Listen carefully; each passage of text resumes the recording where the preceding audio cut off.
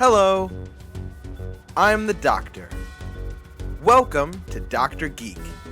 Today, I'm doing a quick recap and review for Series 12, Episode 7, Can You Hear Me?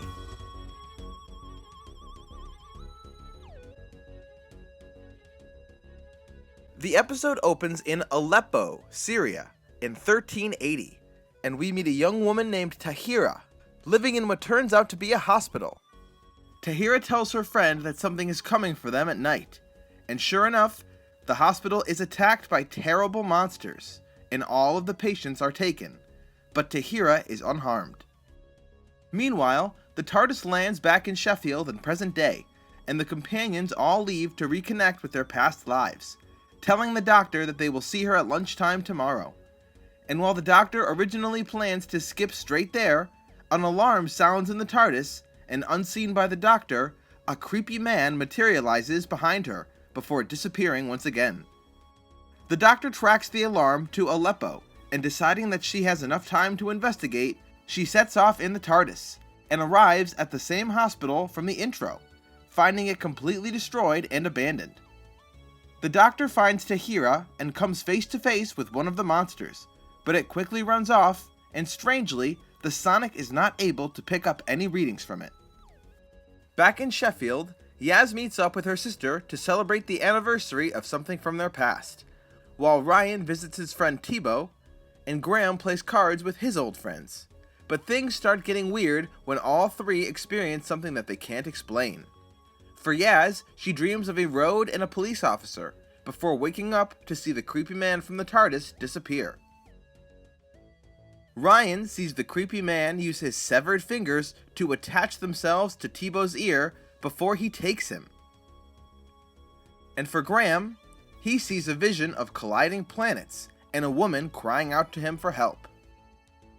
All three companions quickly call the Doctor, who is still trying to figure things out in Aleppo, and she decides to take Tahira with her to go and pick up the others. But on her way into the TARDIS, she finds a hair from one of the monsters. However, once all of the companions are in the TARDIS, the Doctor sees that according to the TARDIS records, the hair does not exist, and will not exist at any point in time. Ryan and Yaz describe what they saw to the Doctor, with Yaz being particularly surprised that her and Ryan saw the same man, when that's kind of obvious considering that they all experienced an event at the same time. Try to keep up, Yaz. But Graham is completely in the dark about who or what he saw, so the Doctor decides to turn on the telepathic circuits to find the source of his vision. After reading Graham's mind, the TARDIS takes them to a viewing station in stationary orbit looking at two colliding planets. And after zooming in, they discover that between the two planets, there's a small geo-orb with someone trapped inside. The same woman who contacted Graham for help.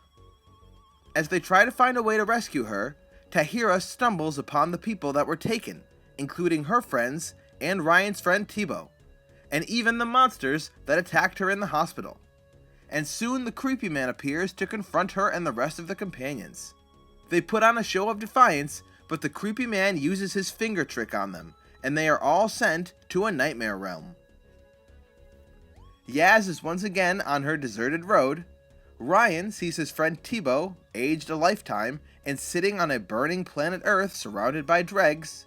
And Graham finds himself at the hospital, with Grace as his doctor, telling him that his cancer has returned.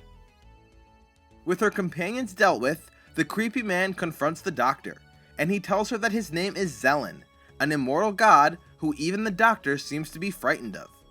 And he tells her about the things that the immortals do to entertain themselves, mentioning the Guardians, the Eternals, and even the Celestial Toymaker, to my extreme delight. Whether or not Zelen is calling himself an Eternal is up for debate, but he tells the Doctor that he views this dimension as a beautiful game board, and all he wants to do is enjoy the nightmares of humans. The Doctor discovers that Zelen is taking the nightmares that his creepy fingers are extracting from people's ears and is transmitting them directly into the poor woman who is trapped in the geo-orb. So, deciding to put a stop to this, the Doctor does something clever and uses the technology on the station to free the woman and bring her to safety. But sadly, that is exactly what Zelen was counting on, as he has watched the Doctor for hundreds of years, and he knew that she was the perfect person to break into this prison, as she has just unwittingly helped yet another god to escape, Zelen's partner, Rakea, and she is even more powerful than Zelen is. Confused, the Doctor admits that she doesn't understand, so Rakea explains that her and Zelen came to this dimension from another realm, and that they were worshipped as gods. They each took a planet and made a wager over who could bring their planet to destruction the fastest. But after years of wars between each other and even between both planets, the people that worshipped them started to get wise, and they joined forces to trap Rakea between their two colliding worlds, with Zelen vowing to someday return to free his partner. The Doctor thought that Zelen was torturing Rakea by sending her the nightmares, but he was actually keeping her sane by feeding her the pain of others. These two are a real piece of work, but at this point, I am loving it, and I can't wait to see how this gets resolved. Now, at this moment, these two should really kill the Doctor, but they don't, and instead leave her with the others, tied up on the station with Fingers stealing their nightmares, while they go to Earth to spread chaos. And for a while, this seems like an okay plan, as the Doctor is trapped in her own nightmare, which is the same vision of the timeless child that we have seen before. But sure enough, the Doctor quickly regains her senses and gets out of her restraints, though the way that she gets her Sonic out of her coat pocket is nothing short of magic. After pulling the rest of her friends out as well, the Doctor taps into the Fingers with her Sonic, and she realizes that she can control them, because why not? Now that she has the whole story, the Doctor realizes that the reason why the monsters never attacked Tahira is because they were monsters from her nightmares, so they couldn't hurt her. And using this information, the Doctor forms a plan.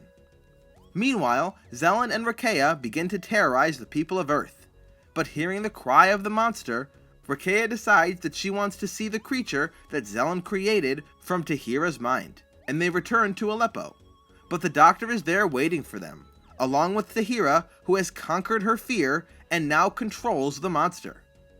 The gods are at first amused by this act of resistance, but the amusement is short-lived, as the Doctor uses her Sonic to control the Fingers, and she sends them towards the gods, plunging them into their own nightmares, before Tahira uses the monster to frighten them even more, as the Doctor reseals them inside the Geo-Orb, where they will be terrified for all eternity.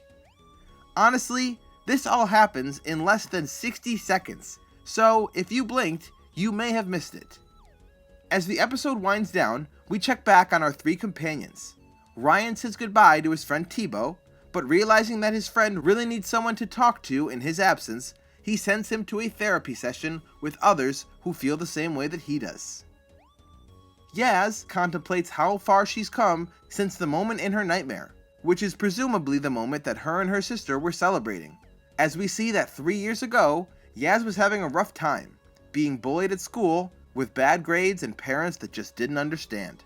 So she ran away from home, but her sister was worried about her, thinking that she may do something stupid, and a policewoman came to give her a little pep talk on the side of the road, and she bets Yaz 50 quid that her life will be better in 3 years.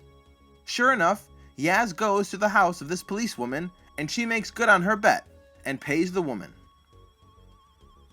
Lastly, Graham confides to the Doctor that his nightmare has gotten him afraid of his cancer returning, even though his annual checkups are showing nothing to worry about. But instead of comforting Graham, the Doctor admits that she doesn't really know what to say, and kindly ignores him. As Ryan and Yaz talk to each other in the TARDIS, they think about the sacrifices that they have to make to travel with the Doctor, and Ryan especially seems shaken up about missing out on bits of people's lives, and he realizes that they are living their lives at different rates than everyone else. But before they can get too invested in this conversation, the Doctor appears and gets them ready for their next adventure, Frankenstein. So, overall, I once again think that this is one of the better episodes of the 13th Doctor, and I am so glad that I can say that for multiple weeks in a row, as it seems like the writers are at least starting to get the hang of writing science fiction. However, having that said, there are a couple issues with this episode. Still, for the vast majority of it, I thought that Zelen was a great villain who was creepy and intimidating, and even scary once we saw how the Doctor reacted to hearing his name. It was also nice to see how the companions reacted to being home again after traveling with the Doctor, as that is always a reliable plot point in Doctor Who. And Yaz especially had a nice episode, as we finally get a little bit of a look into her backstory and what went into making her who she is today. And while I do have a few complaints about that story, it was still nice to get something out of her character after 20 episodes on screen. As a whole, the episode focused a lot on mental health issues, and no matter the circumstance, it's important to recognize that people struggle with these issues on a daily basis, and we should listen to our friends and family if we're concerned for their well-being. Now, for what I didn't like, it was really down to being really let down by this great setup of an episode. The entirety of the episode, up until the last 12 minutes or so, is devoted to making us realize how big of a deal this Zelen guy is, as he can appear in the TARDIS without the Doctor even knowing. He's a god, he's lived for all time, and even his name makes the Doctor afraid. I mean, the guy spends his days collecting nightmares. He's pretty terrifying. He even shows us that he is 10 steps ahead of the Doctor as he watches her fall right into his trap of letting Rakea out. The dude is terrifying, and I was so excited to see what the Doctor was going to do now that there were two all-powerful gods hell-bent on spreading chaos and destruction. This could have been an epic two-parter of the forces of good combating the forces of evil. But instead, it seemed like the writers wrote themselves into a corner, and with less than 10 minutes left in the episode, they had the Doctor whip up a plan and execute it perfectly, trapping two gods inside the same prison that the first one was in, and she didn't even have to sacrifice her civilization to do it. It just seemed way too easy considering how big of an event that they made everything in this episode sound. There is literally less than 60 seconds from the time that the Doctor confronts the gods to them being trapped in their prison. 1 minute to take down two immortal gods that have been built up for the entire episode. It really trivialized everything that came before it, and I found it hard to take them seriously after they were dealt with so quickly. Also, even with all of that aside, I don't understand Chibnall's fascination with body parts. As first we get a guy who collects teeth and puts them on his face, and now we have a guy who severs his fingers to attach them to your ears and suck out your nightmares? Like, what the hell was he smoking when he came up with this idea? Fingers don't suck things. I really don't even understand the concept behind that idea. Honestly though, that's the biggest issue with this episode. The sad mishandling of Zelen and company after a very promising start. After that, the rest of the issues really seem trivial, but let's blow through them quickly anyways. First, I appreciate what the episode is trying to do with mental health, but trying to convince me that Yaz was a suicidal teenager 3 years ago is really pushing the timeline a little hard. I don't understand why they couldn't have done maybe 5 years or even more, because thinking critically, it doesn't make much sense. We can all agree that Yaz has been traveling with the Doctor for at least 6 months, but it feels more like about a year. And when we meet her, she was new to the Force, but not brand new, as she seemed like she was already getting sick of her menial tasks. So that means that she must have been an officer for at least a few months before we saw her, and that's not even counting the academy and finishing high school. So, you're telling me that in less than 2 years, Yaz went from a kid in high school who was running away and suicidal, to getting her mental health in check, attending the police academy, and joining the Force, with enough time to get sick of it? I'm sorry, but I find that very hard to believe. And I don't think someone who is having issues like that should immediately join a police force. If it had been 5 years or more, I would have been way more on board. Also, that pep talk that the cop gave her was straight out of an after-school special. And when she told Yaz that it's okay to have feelings, I think my eyes nearly rolled out of my head.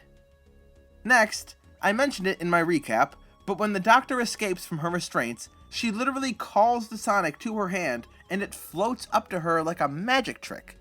Now, the last time I checked, this was not a thing that could happen, and I'm reminded of Capaldi wishing that Clara had legs like Amy Pond so that she could reach his Sonic as it rolled away on the floor. So, maybe the Doctor made some modifications to the Sonic, but without telling us, that just came across as a really lazy piece of writing to get the Doctor out of a situation that she really should not have been left in the first place. Lastly, this was more of a quiet episode for Graham, but I have to say, I am so over seeing Grace on the show. It's really been played out at this point after seeing her last series in It Takes You Away. And while it was sad at first to see her again, in this episode, with her saying exactly the same things to Graham that she did the first time we saw her, it just seems very one note. If I were Graham, I would be sick of seeing Grace's ghost at this point, because it's never real and it's always a terribly hard time for him. I'm just done with Grace. However, the cancer storyline is interesting, and how they handled it at the end makes it seem like it might play into a future plot point. But seeing the Doctor completely unaware of how to react to Graham's nervousness didn't really work for me. Like, I get that the Doctor is awkward, and we play that up a lot for laughs, but Jodie's Doctor has always seemed far more personable than most of them are. And we have seen the Doctor, in very similar situations in the past, know exactly what to say, or at least know how to fake something. A quick scan of the Sonic or a word of encouragement would have done just fine, even if it was just blowing smoke. But instead, it was played for a laugh, and I just felt bad for Graham. Here's hoping that it turns into something bigger, or else it was just a bad joke that didn't land. But honestly, for an episode that was about listening to your friends when they're talking about their struggles, the Doctor ignoring Graham's serious concerns and playing it off just rang a little bit hollow. So, in the end, for an episode with a fantastic build-up that name-drops some classic villains, but ultimately resolved with a bit of a letdown, I'll give Can You Hear Me 6.5 Zellens out of 10. So, that was my review of Series 2, Episode 7. I hope you enjoyed it. And let me know in the comments if you feel like I left anything out. I put out new videos every week, so be sure to like and subscribe to make sure you don't miss a thing, as it really helps the channel grow. And let me know if you have any ideas for compilations or videos that you'd like to see in the future. Until then, thank you so much for being my companions on this journey today. I'm the Doctor. Bye for now.